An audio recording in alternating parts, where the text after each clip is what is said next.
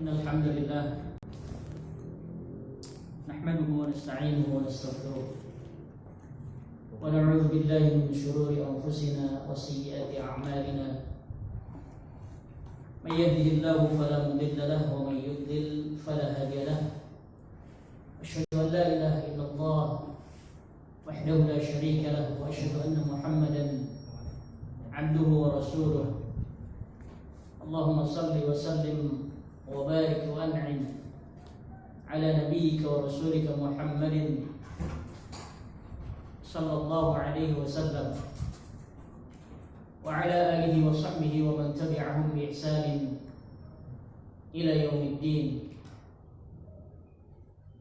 يا أيها الذين آمنوا اتقوا الله حق تقاته ولا تموتن إلا وأنتم مسلمون. يا أيها الناس اتقوا ربكم الذي خلقكم من نفس واحدة وخلق منها زوجها وبث منهما رجالا كثيرا ونساء واتقوا الله الذي تساءلون به والأرحام إن الله كان عليكم رقيبا.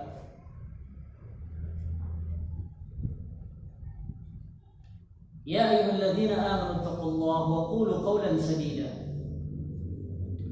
يصلح لكم أعمالكم ويغفر لكم ذنوبكم ومن يطع الله ورسوله فقد فاز فوزا عظيما. أما بعد فإن أصدق الحديث كتاب الله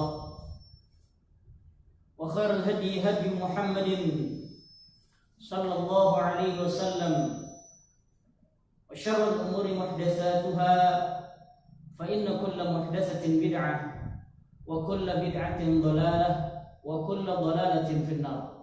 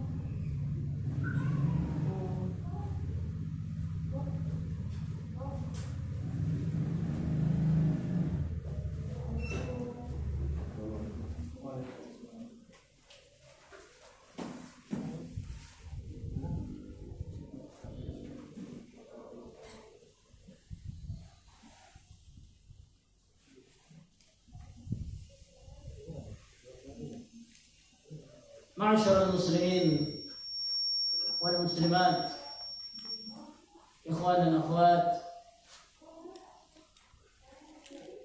yang mudah-mudahan kita semuanya dirahmati oleh Allah Subhanahu wa taala. Kembali kita bersyukur kepada Allah Azza wa Jalla atas limpahan rahmat, karunia dan nikmat yang telah diberikan kepada kita selama ini sampai detik ini. Alhamdulillah. Walau bagaimanapun kondisi kita saat ini, qadarullah wa ma syaa fa'al, masih belum normal keadaan kita semuanya.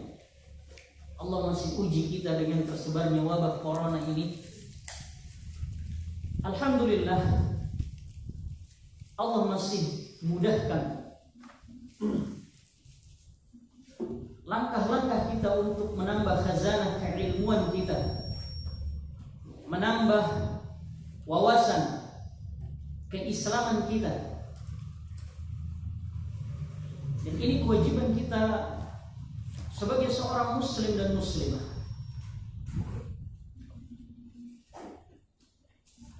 Seseorang yang hijrah tidak mungkin dikatakan hijrah dengan sebenar-benarnya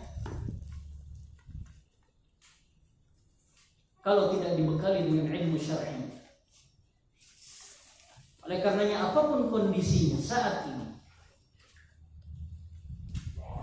kewajiban kaum muslimin harus menuntut ilmu agama, harus belajar ilmu syar'i dengan cara yang benar.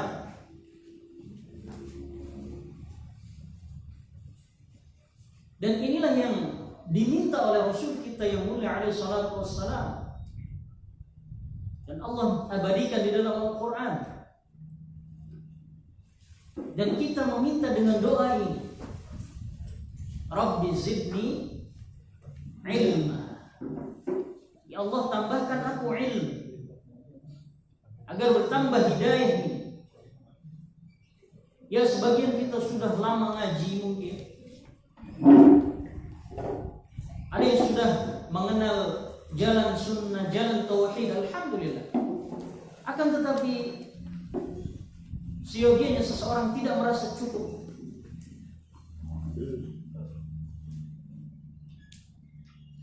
Bahkan ilmu agama ini semakin bertambah, maka akan semakin dia merasa bodoh, merasa dia tidak tahu apa-apa tentang ilmu agama ini.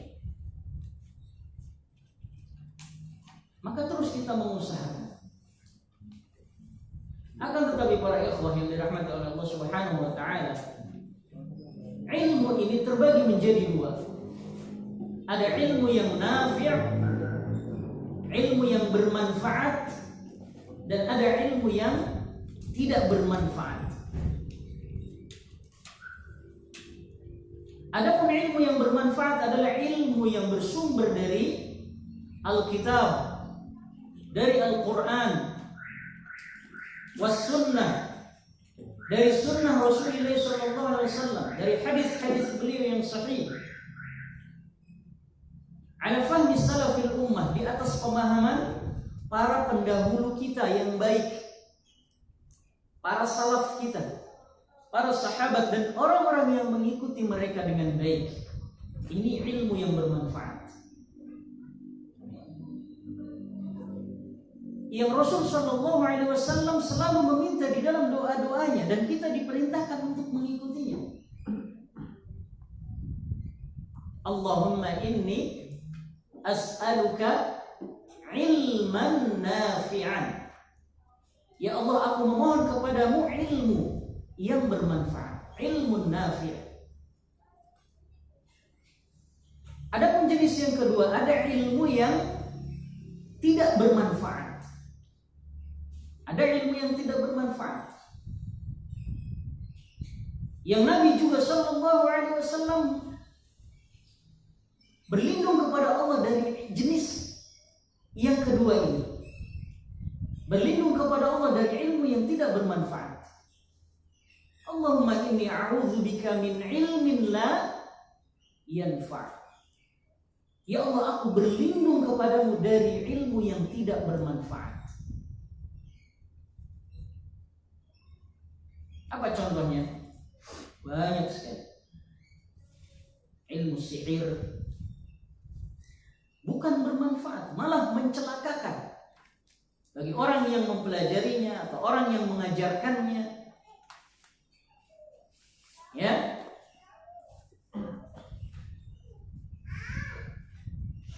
Ilmu perdukunan,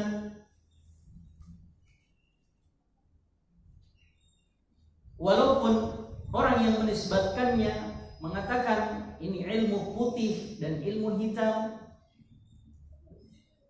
hakikat perdukunan tidak bisa disembunyikan. Walaupun dia mengatakan ini ilmu putih dari jin muslim, walaupun yang menyandangnya memakai sorban, walaupun yang menyandangnya memakai udang-udang,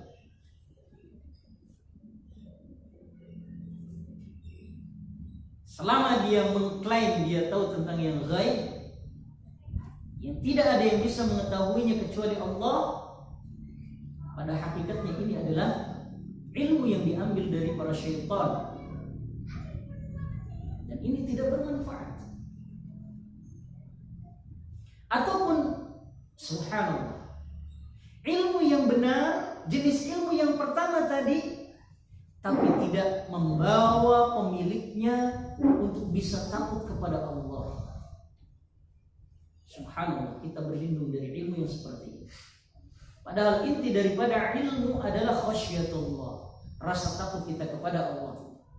Allah mengatakan, innama yakhsyallaha min ibadihi ulama. Sesungguhnya orang-orang yang takut kepada Allah adalah para ulama, orang-orang yang berilmu. Harusnya orang yang memiliki ilmu adalah orang yang paling takut kepada Allah. Semakin bertambah ilmunya, semakin bertambah pula rasa takutnya kepada Allah. Sehingga jangankan di keramaian para ikhwah, para akhwat, jangankan di tengah keramaian, dia menghadirkan muraqabatullah, merasa diawasi oleh Allah Subhanahu wa taala ketika bersendirian di kamarnya. Dan keadaannya mendukung untuk stay at home, gitu ya, tetap tinggal di rumah.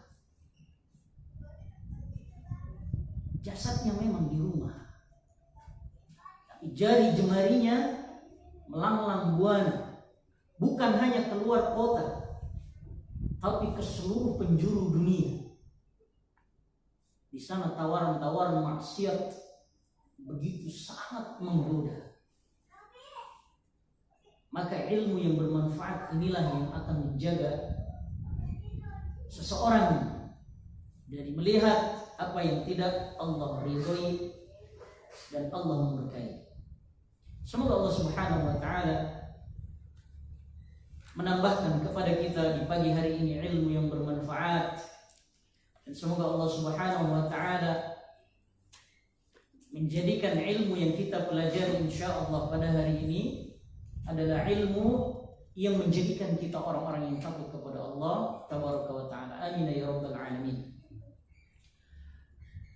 Para ikhwah yang dirahmati oleh Allah Subhanahu wa taala, kita melanjutkan kajian kita membahas sebuah risalah yang sangat agung. Risalah yang singkat dan ringkas, akan tetapi memiliki faedah yang sangat besar.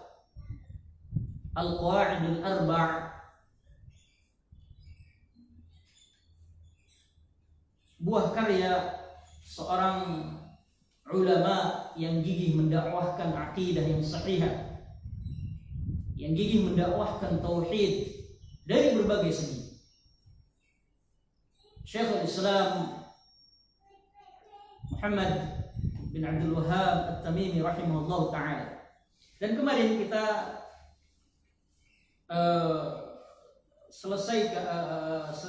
telah selesaikan sebagian daripada muqaddimah yang beliau tulis di dalam risalah ini, dan kita akan melanjutkan apa yang beliau tulis di dalam risalah yang agung ini.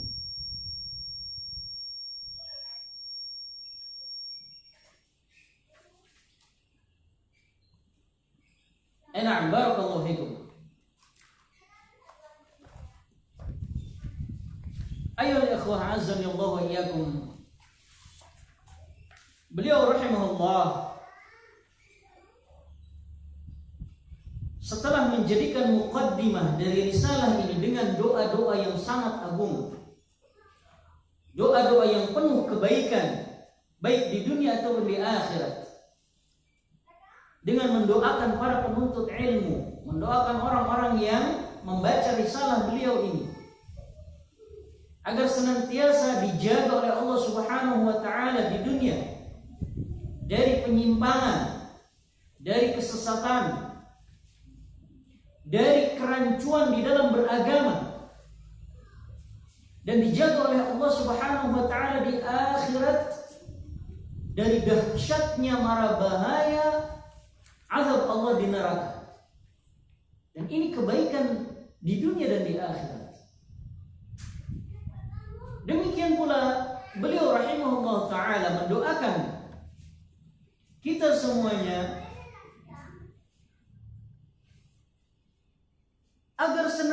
Allah memberkahi hidup kita dimanapun kita berada. Dan ini juga adalah doa yang mencakup seluruh kebaikan. Diberkahi hartanya, diberkahi keluarganya, diberkahi anak-anaknya, diberkahi dirinya, diberkahi waktunya. Ini adalah makna doa yang sangat agung. Kemudian Syekh juga mendoakan kita agar menjadi orang-orang yang memiliki sifat dan ciri-ciri orang-orang yang mendapatkan kebahagiaan. Dan beliau sebutkan 3 cirinya. Kita sudah bacakan kemarin. Yang pertama adalah seseorang yang apabila diberikan nikmat dia bersyukur. Dan makna syukur harus terpenuhi 3 perkara. Yang pertama, dia akui dari dalam hatinya bahwasanya itu adalah nikmat dari Allah Subhanahu wa taala. Bukan hasil usaha dia, tapi murni pemberian dari Allah Tabaraka wa taala. Yang kedua, dia ucapkan dengan lisan, senantiasa memuji orang yang memberikan nikmat ini. Basah lisannya dengan mengucapkan alhamdulillah, memuja dan memuji Allah di segala keadaannya. Dan yang ketiga, dia gunakan nikmat-nikmat tersebut dalam rangka menjalankan ketaatan kepada Allah Tabaraka wa taala. Dan jenis manusia yang akan mendapatkan atau ciri manusia yang akan mendapatkan kebahagiaan yang kedua, apabila diberikan ujian dia bisa bersabar. Dan apabila dia terjerumus ke dalam perbuatan dosa dan maksiat, segera dia bertaubat dan beristighfar kepada Allah Subhanahu wa taala. Baik. Kita lanjutkan ucapan beliau. I'lam arsyadakallahu li ta'atihi anna al-hanifiyyata millata Ibrahim an ta'budallaha wahdahu mukhlishan lahud-din. Kama qala ta'ala wa ma khalaqtul jinna wal insa illa liya'budun. Kata beliau, i'lam, ketahuilah. Semoga Allah membimbing engkau untuk senantiasa mentaatinya.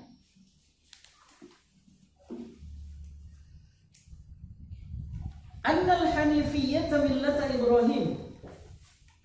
Sesungguhnya al-hanifiyah millata Ibrahim, yang menjadi milahnya Nabi Ibrahim alaihissalam, agamanya Nabi Ibrahim alaihissalam. Apa al-hanifiyah tersebut? Apa agamanya Nabi Ibrahim tersebut? An ta'budallaha wahdahu mukhlishan lahud-din. Hendaknya engkau senantiasa beribadah hanya kepada Allah saja, satu-satunya. Mukhlishan lahud-din, mengikhlaskan agama hanya untuk Allah Subhanahu wa taala. Wa bidzalika amara Allah jami'an nas.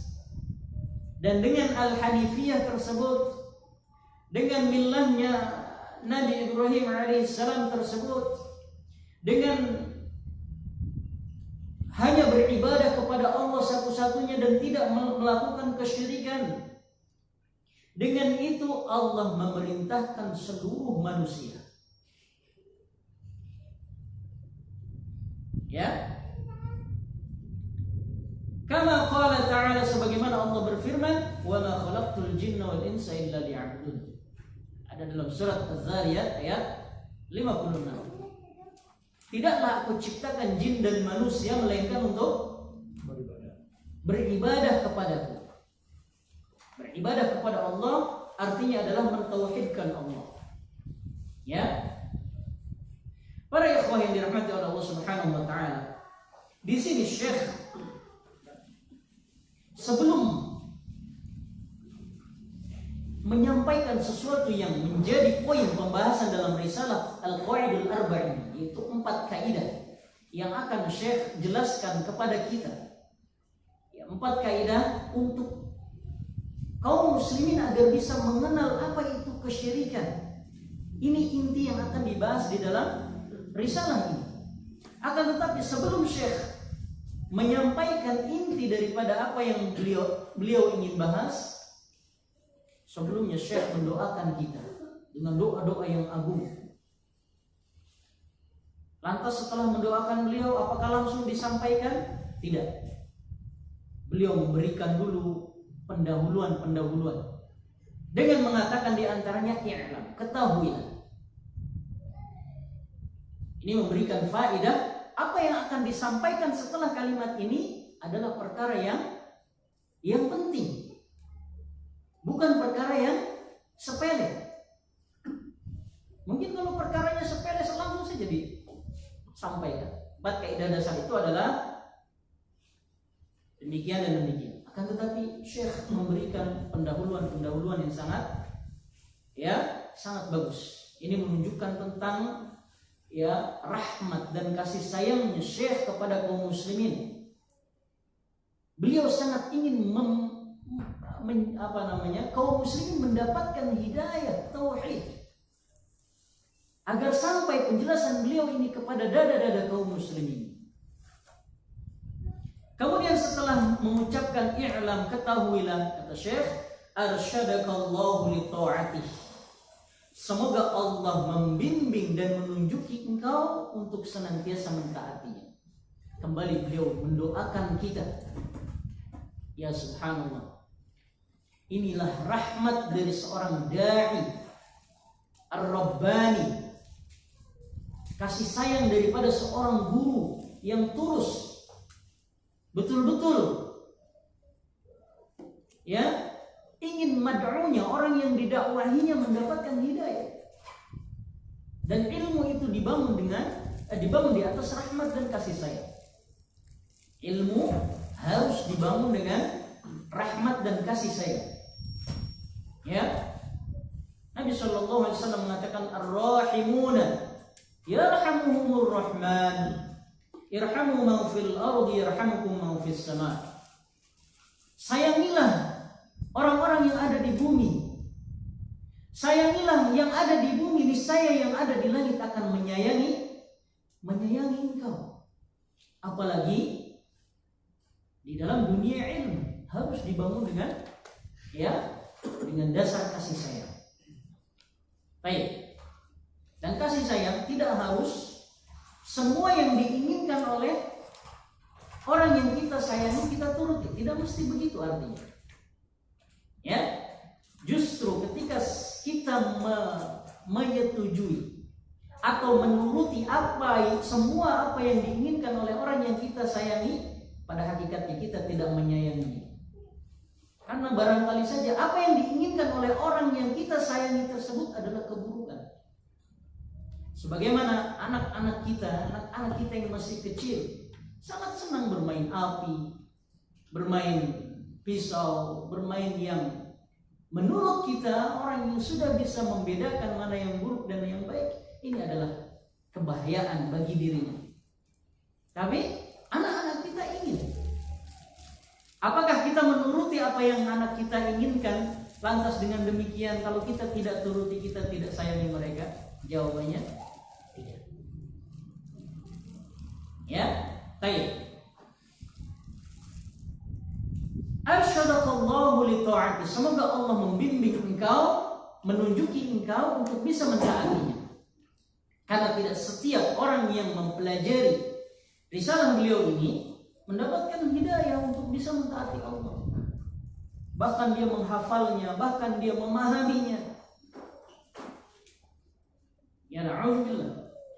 Tapi tetap saja murni hidayah di tangan Allah tabaraka wa ta'ala. Kemudian beliau rahimahullah ta'ala mengatakan annal hanifiyyata millata Ibrahim. Bahwasanya al-hanifiyah adalah ajaran yang lurus. Beda al-hanifiyah dengan Al-Hanafiyah. Ya, dua hal yang berbeda. Al-Hanifiyah dengan Al-Hanafiyah. Kalau Al-Hanafiyah, mereka adalah para ulama yang berintisab kepada mazhab Hanafi. Sebagaimana Al-Malikiyah, para penganut mazhab Maliki. Asy-Syafi'iyah, para pengikut mazhab Syafi'i. Tapi yang dimaksud di sini adalah Al-Hanifiyah. Mas ya, harus dibedakan, apalagi penuntut ilmu. Al-Hanifiyah dan Al-Hanafiyah. Baik. Al-Hanifiyah adalah millahnya Nabi Ibrahim, agamanya Nabi Ibrahim, jalan yang lurus, ajaran yang lurus, kecondongan kepada tauhid adalah millahnya Nabi Ibrahim, yang kita diperintahkan untuk mengikutinya.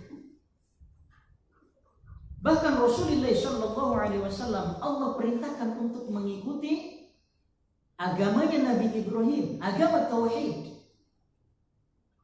Allah Subhanahu wa taala mengatakan dalam Al-Qur'an, "Tsumma auhayna ilaika an ittabi' millata Ibrahim hanifa." Ya, Allah mengatakan dalam surat An-Nahl, "Tsumma auhayna ilaika an ittabi' millata Ibrahim hanifa." Ya, sesungguhnya kami wahyukan kepada engkau wahai Rasulullah, anittabi', hendaknya engkau mengikuti millahnya Nabi Ibrahim alaihissalam. Hanifah, yang lurus, yang condong kepada tauhid. Ya, dan manusia muasalnya manusia ini condong kepada tauhid. Fitrahnya manusia itu menerima dakwah tauhid ini. Jadi kita manusia itu diciptakan tidak netral. Tidak netral, tidak ke Yahudi, tidak ke Nasrani, tidak ke Islam, tidak. Allah sudah tanamkan fitrah untuk mengikuti agama tauhid ini. Sebagaimana Nabi SAW mengatakan dalam sebuah hadis, "Kullu mauludin yuladu 'alal fitrah." Setiap bayi yang baru lahir itu dilahirkan di atas fitrah. Ya, fitrah itu cenderung kepada agama tauhid, tidak netral. Ya, oleh karenanya Nabi SAW melanjutkan, "Fa'abawahu yuhawidanihi aw yunassirani aw yumajjisani."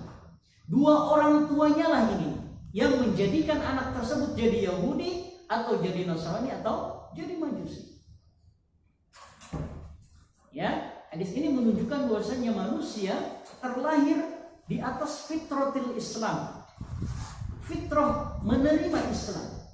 Ya, oleh karenanya kalau ada bayi setelah lahir, ya dibiarkan hidup misalnya di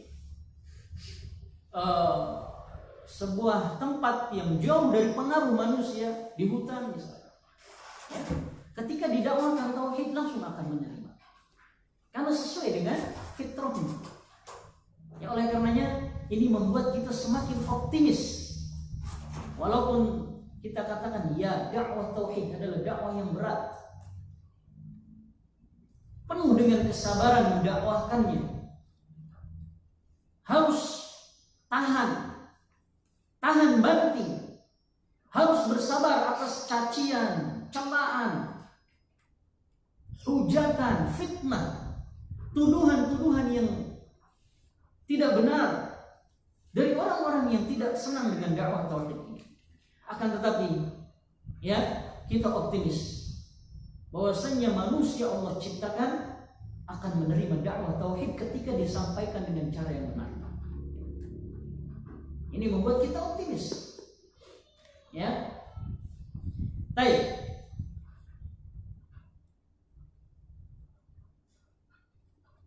Sebagaimana Allah Subhanahu wa taala memuji orang-orang yang mengikuti milahnya Nabi Ibrahim ini.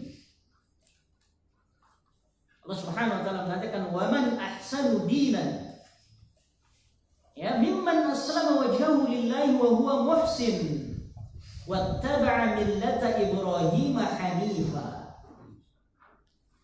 Ya. Wa man ahsanu, siapakah yang paling baik dinan? Ya. Mimman aslama wajhahu lillah, orang-orang yang menyerahkan wajahnya untuk Allah. Wattaba'a millata Ibrahim, dan dia mengikuti milahnya Nabi Ibrahim. Dipuji oleh Allah. Ya. Bahkan Nabi Ibrahim dijadikan sebagai khalil, kekasih Allah. Ya, khalil ini derajat kecintaan yang sangat tinggi, paling tinggi. Allah mengatakan wattakhadallahu Ibrahima khalila. Allah menjadikan Nabi Ibrahim sebagai khalil. Ya, dan manusia di bumi ini yang dijadikan sebagai khalil, kekasih Allah, hanya dua. Pertama Nabi Ibrahim alaihissalam dan Rasulullah Muhammad bin Abdullah sallallahu alaihi wasallam. Hanya dua. Kita diperintahkan untuk mengikuti siapa? Milahnya Nabi Ibrahim. Apa milahnya Nabi Ibrahim? Dijelaskan oleh Syekh, an ta'budallaha wahdahu mukhlishan lahu. Hendaknya kau serahkan segala ibadah, seluruh ibadah hanya kepada Allah saja. Ya, diserahkan semua jenis ibadah, baik yang besar ataupun yang kecil. Apa makna ibadah?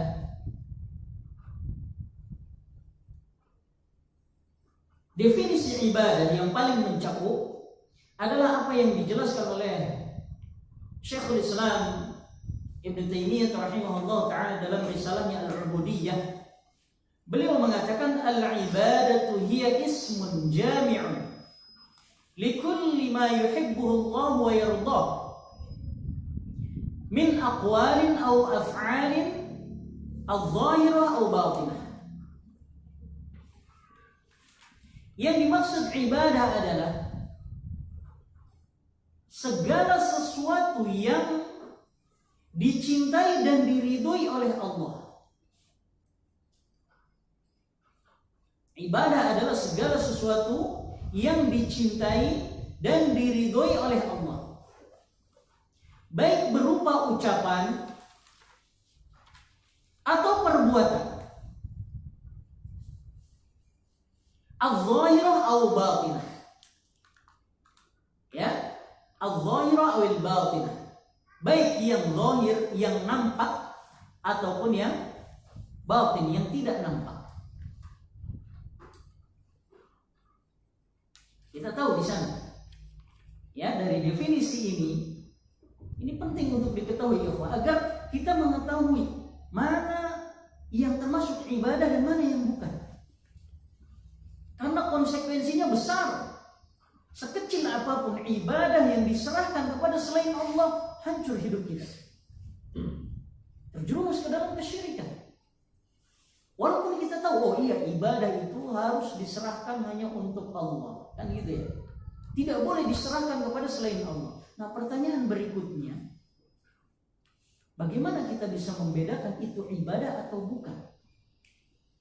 Sehingga barangkali saja seseorang menyangka itu bukan ibadah, tapi dia di sisi Allah adalah ibadah, dan dia serahkan kepada selain Allah. Dan inilah kebanyakan sebagian besar saudara-saudara kita kaum muslimin terjerumus ke dalam kesyirikan karena kejahilannya, karena kebodohannya tentang perkara tauhid. Dia sangka itu bukan ibadah. Dia sangka itu hanya adat istiadat belaka, hanya kebiasaan di masyarakat saja. Apa salahnya? Ternyata di sisi Allah, di dalam agama, dia merupakan ibadah. Ya, seorang menyembelih untuk selain Allah, menyembelih ketika mau bangun jembatan, menyembelih sesembelihan, ya, potong kepala kerbau kemudian dipersembahkan untuk ya si teteh Roro Kidul misalnya. Nah, dia menyangka ini bukan ibadah.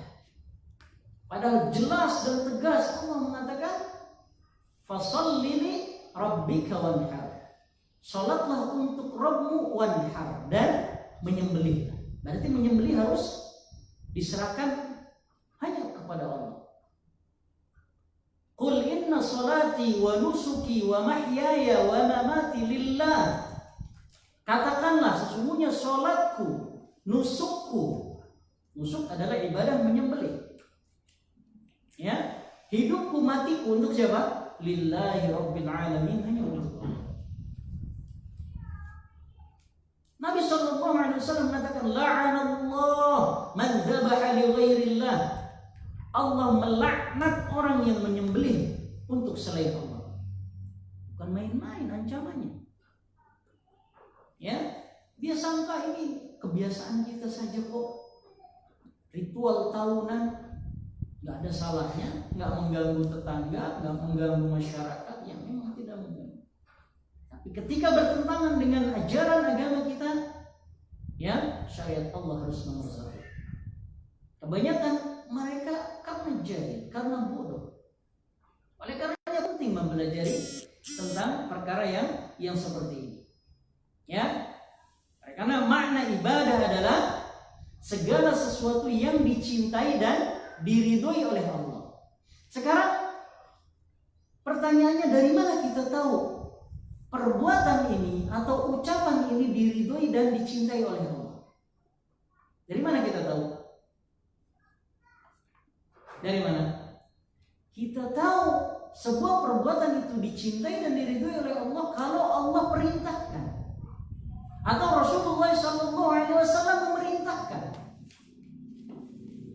Allah memerintahkan aqimus shalah, dirikanlah salat. Ya kan? Allah memerintahkan. Mungkin nggak Allah memerintahkan sesuatu tapi tidak Allah cintai? Setiap yang Allah perintahkan pasti Allah cintai. Ya. Dari mana kita tahu perbuatan tersebut atau ucapan tersebut diperintahkan oleh Allah atau diperintahkan oleh Rasulullah? Dari mana? Dari Al-Quran. Dari Al-Quran. Dari sunnah Rasulullah SAW. Kalau Allah perintahkan, kalau Rasulullah SAW memerintahkan, berarti itu dicintai dan diridhoi oleh Allah.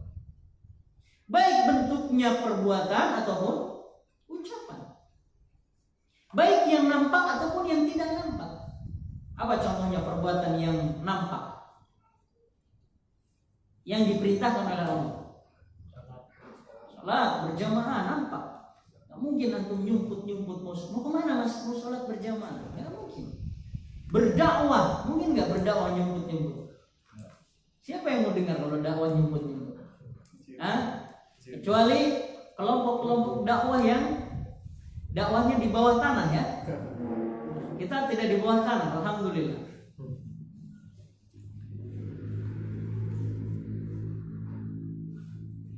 Baik, perbuatan yang tidak nampak. Apa contohnya? Puasa. Puasa nggak nampak. Nah, nggak tahu nih, di antara antum yang puasa siapa? Mungkin setelah ini yang nggak makan kemungkinan dia puasa. Ucapan yang nampak. Apa contohnya? Ingat ya kaidahnya. Yang dicintai dan diridhoi Allah, baik ucapan atau perbuatan yang nampak atau yang tidak nampak. Sekarang ucapan yang nampak, yang terlihat, yang zahir. Apa? Azan. Ya, terlihat, terdengar. Mengucapkan alhamdulillah, berzikir. Ya, berdakwah juga. Yang tidak nampak? Apa yang tidak nampak? Ya. Ucapan dan perbuatan, ya, ucapan ini terbagi dua. Ada ucapan lisan dan ada ucapan di dalam hati. Perbuatan juga terbagi menjadi dua. Ada perbuatan dengan anggota badan dan ada perbuatan dengan hati. Ya, amalan hati inilah yang tidak nampak. Seperti rasa cinta, rasa takut kepada Allah, rasa berharap, tawakal. Kelihatan nggak tawakal? Nggak kelihatan. Ya, 1000 kali antum mengatakan saya tawakal kepada Allah. Allah yang tahu. Tawakal tidak bisa dilihat dari sesuatu yang terlihat. Ini kaidahnya ya. Segala sesuatu yang dicintai dan diridhoi oleh Allah dan kita bisa mengetahuinya dari perintah-perintah Allah di dalam Al-Quran atau yang diperintahkan oleh Rasul Sallallahu Alaihi Wasallam di dalam Sunnah, baik ucapan ataupun perbuatan, baik yang kelihatan ataupun yang tidak kelihatan, itu semuanya ibadah dan tidak boleh sedikit pun diberikan kepada selain Allah. Baik, ini adalah milahnya Nabi Ibrahim. Ini adalah Al-Hanifiyah. Al-Hanifiyah. Wa bidzalika amara Allah jami'an nas. Dan dengan tauhid inilah Allah perintahkan seluruh manusia. Ya, seluruh manusia yang Allah perintahkan ini. Bukan hanya kaum muslimin. Bukan hanya orang-orang yang beriman yang diperintahkan untuk mentauhidkan Allah. Tapi semua manusia, baik dia yang muslim ataupun yang tidak muslim, orang Yahudi, orang Nasrani, orang Majusi, ya, ataupun orang yang memiliki kepercayaan yang lain, diperintahkan oleh Allah Subhanahu wa Ta'ala. Antum bisa lihat di dalam surat Al-Baqarah ayat 20, ayat berapa? Ayat 20 ya, 21.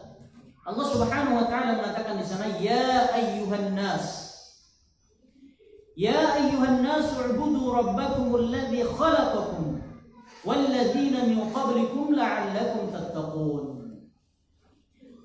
Wahai sekalian manusia, ya, di dalam Al-Quran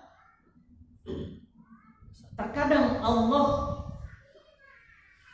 memanggil keseluruhan jenis manusia dengan mengatakan ya ayyuhan nas, wahai manusia. Terkadang Allah hanya memanggil orang-orang beriman. Ya ayyuhalladzina amanu, hai orang-orang yang beriman. Berarti ini khusus perintahnya untuk orang-orang yang beriman. Tapi di dalam ayat ini, surat Al-Baqarah ayat 21 ini, yang Allah seru adalah siapa?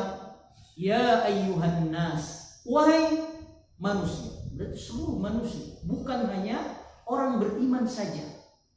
Apa perintahnya? U'budu rabbakum, beribadahlah hanya kepada Rabb kalian saja. Dan Rabb adalah yang mencipta, yang memberi rezeki, dan yang mengatur urusan manusia. Dan ini disepakati oleh kaum muslimin ataupun yang bukan muslim, bahwasanya yang menciptakan manusia bukan mereka sendiri, yang memberikan rezeki bukan mereka, yang mengatur alam semesta bukan mereka. Yang mengatur adalah Zat yang Maha Pencipta, Maha memberi rezeki, Maha mengatur alam semesta, Allah Tabaraka wa Ta'ala. U'budu, oleh karena ibadatilah Dia saja.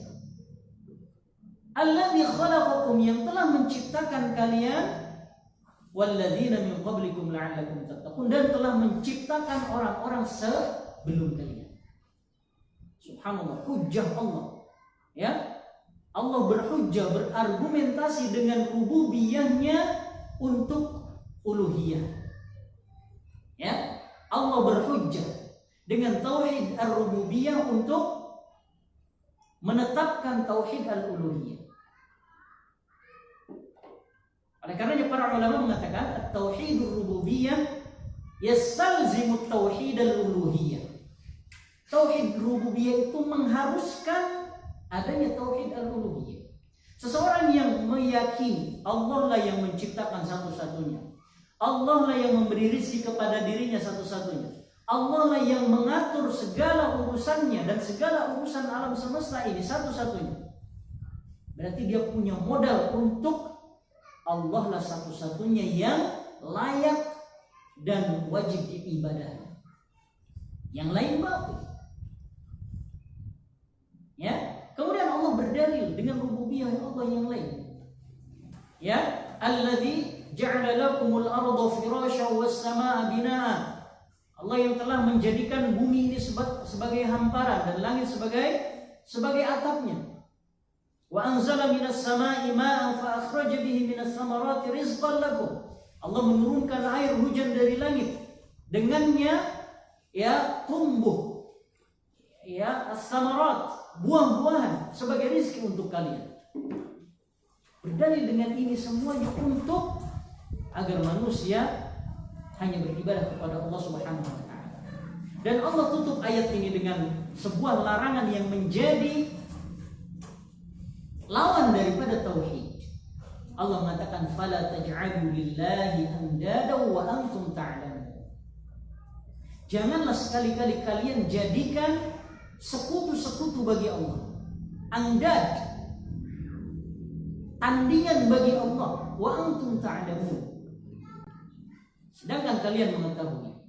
Para ikhwah yang dirahmati oleh Allah Subhanahu wa taala, ayat ini dalam surat Al-Baqarah ayat yang ke-21 ini.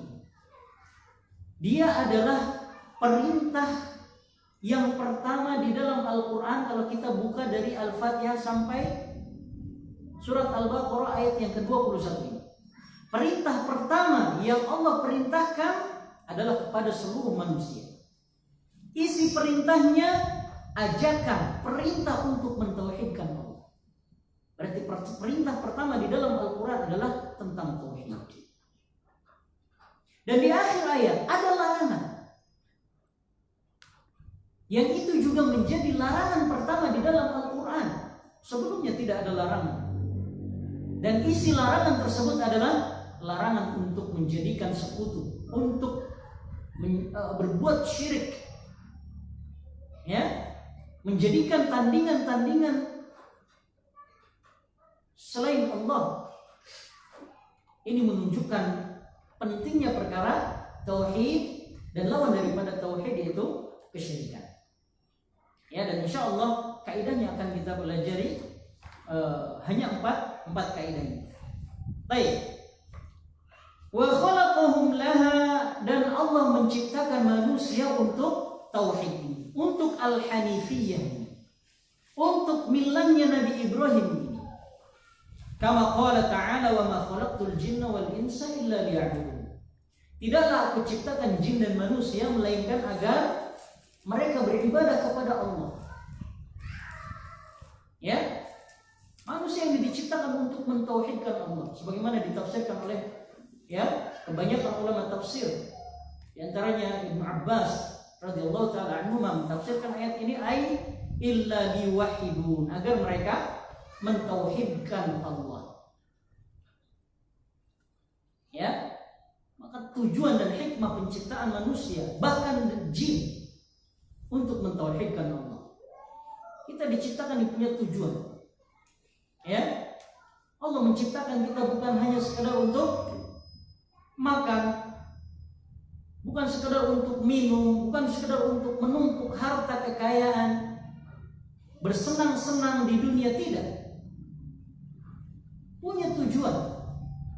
Ya, sebagaimana di kehidupan kita ini bisa kita faham. Ya, sebuah pabrik memproduksi alat-alat elektronik, misalnya handphone, ada tujuannya tidak? Tidak. Untuk alat komunikasi.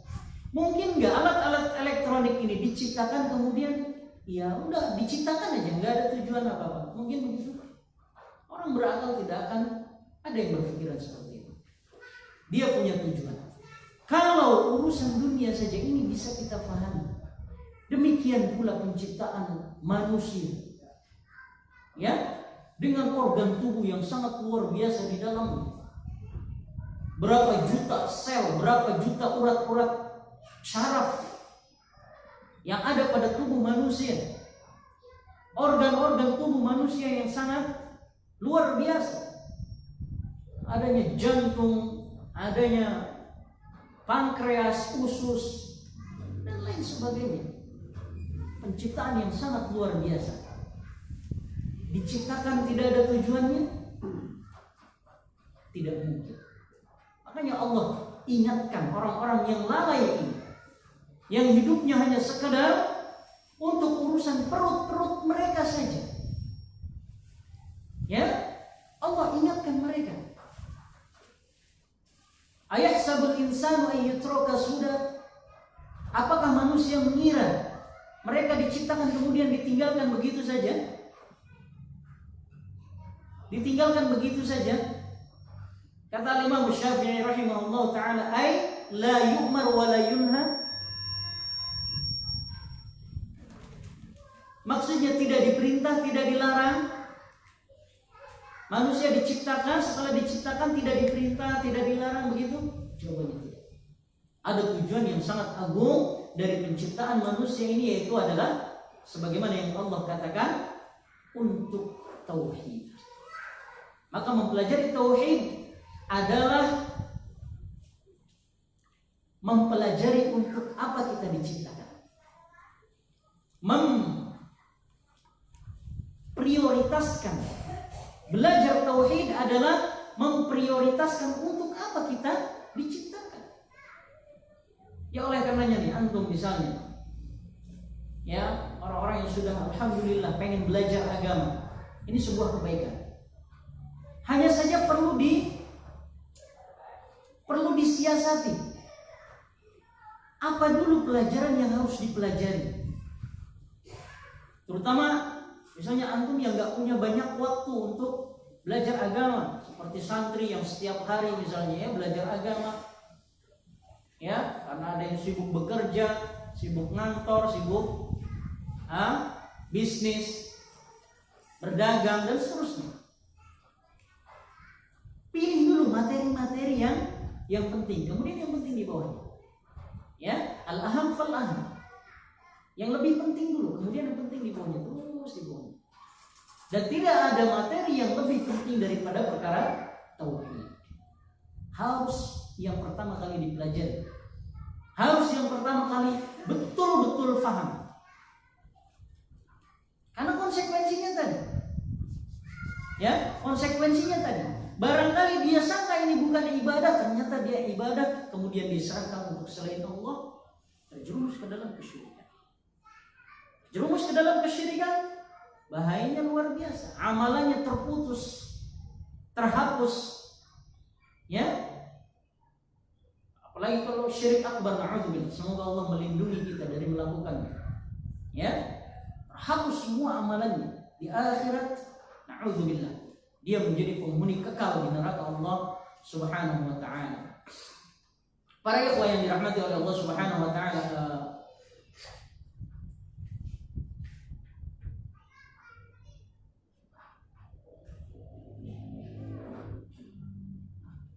baik.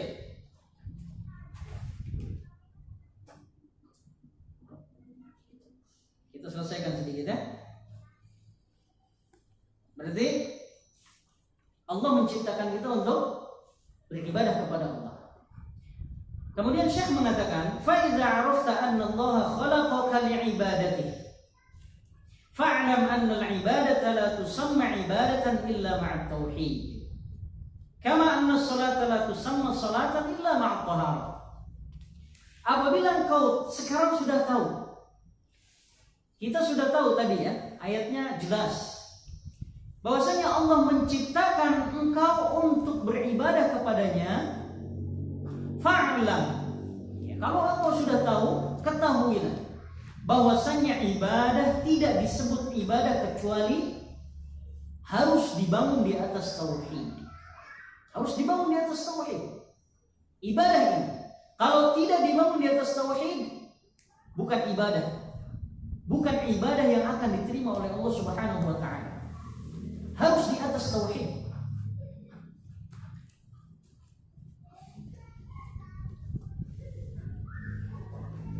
Bagaimana perjuangan paman Nabi Abu Thalib di dalam membela dakwah Nabi Shallallahu Alaihi Wasallam? Abu Thalib adalah paman, kerabat Nabi, saudara Nabi Muhammad SAW, tapi meninggal di atas kesyirikan, meninggal di atas kekufuran, dan dia di neraka. Ya, yang kata Nabi SAW, kakinya atau sendalnya ditempelkan sedikit saja di bara api neraka, yaghli dimau, otaknya mendidih. Ini siksa teringan bagi para penghuni neraka yang sendalnya ditempelkan kepada bara api neraka yang mendidih otaknya. Otak Pak, Bu, mendidih. Iya, ibu-ibu kalau masak air di rumah mendidih gimana? Begitu mendidih. Ini bukan air yang mendidih, otak manusia. Jangan tanya jantungnya, jangan tanya ususnya, jangan tanya hatinya, sudah porak-poranda semuanya. Otaknya saja yang di atas mendidih. Ini azab teringan bagi penghuni neraka. Padahal Abu Thalib di dunia habis-habisan membela dakwah Nabi SAW dan mengakui kebenaran dakwah Nabi Muhammad SAW. Sampai-sampai beliau mengatakan, walaqad alimtu anna dina Muhammadin min khairi adyanil bariyati dinan. Sungguh aku tuh tahu bahwasanya agama yang paling the best di antara seluruh agama yang paling terbaik adalah agamanya Muhammad. Diakui dalam hatinya Abu Thalib. Tapi meninggal dalam keadaan kafir, tidak mau masuk Islam. Apa sebabnya? Laulal malamatu aw hadharu masabbatin lawajadtani samhan bidzaka mubina. Kalau bukan takut celaan dari masyarakatku, kalian akan mendapati aku menjadi pengikutnya Muhammad. Subhanallah. Ini Pak, salah satu penyakit terhalang dari hidayah, terhalang dari kebenaran adalah gengsi. Takut dicela. Ini penyakit di masyarakat. Sehingga bukannya tidak tahu dia dakwah sunnah. Ya. Tapi ini membuatnya maju mundur untuk kuat mengikuti jalan Allah dan Rasulnya Shallallahu Alaihi Wasallam. Abu Thalib meninggal dalam keadaan kafir. Padahal amalannya gimana? Amalannya besar, membela dakwah Nabi Shallallahu Alaihi Wasallam. Maka ibadah harus dibangun di atas tauhid. Abdullah bin Jud'an di dalam Sahih Muslim, Abdullah bin Jud'an adalah saudaranya Aisyah radhiyallahu taala anha. Aisyah ini siapa Pak? Istrinya Nabi Shallallahu Alaihi Wasallam. Saudara istrinya Nabi Muhammad. Bukan main-main. Kedekatannya dengan Nabi Shallallahu Alaihi Wasallam bagaimana? Dan Abdullah bin Jud'an ini di masa jahiliyah bukan orang yang buruk. Orang yang punya amalan sangat luar biasa. Ya, kata Aisyah, ya Rasulullah, Abdullah bin Jud'an ini, saudaraku ini, di masa jahiliyah suka menyambung silaturahmi. Dan banyak memberikan makan orang-orang miskin. Bahkan para ulama mengatakan, ya, jamuan Abdullah bin Jud'an ini luar biasa. Kalau ada tamu, dijamu dengan jafnah. Jafnah itu apa ya kalau zaman sekarang ya? Nampan besar untuk makan besar lah gitu.